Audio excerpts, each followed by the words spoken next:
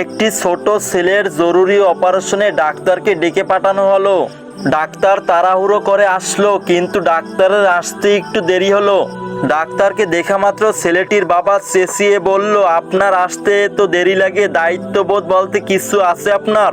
তখন ডাক্তার একটু মুচকি হেসে বলল, আমি দুঃখিত, আমি হাসপাতালে ছিলাম না, বাসা থেকে তাড়াহুড়ো করে এলাম। আপনি যদি একটু ধৈর্য ধারণ করেন তবে আমি কাজটা শুরু করি।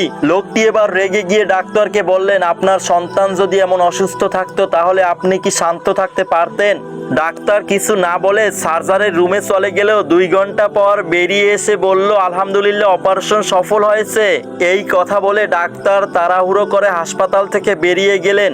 এরপর লোকটি নার্সকে বললেন, এই ডাক্তারে তো নিষ্ঠুর কেন, তিনি কি আর কিছুক্ষণ এখানে থাকতে পারতেন না? তখন নার্স জানালেন, ডাক্তার সাহেবের ছেলে সকালে মারা গেছে এবং সেই জানাজা থেকেই সে এখানে এসেছেন।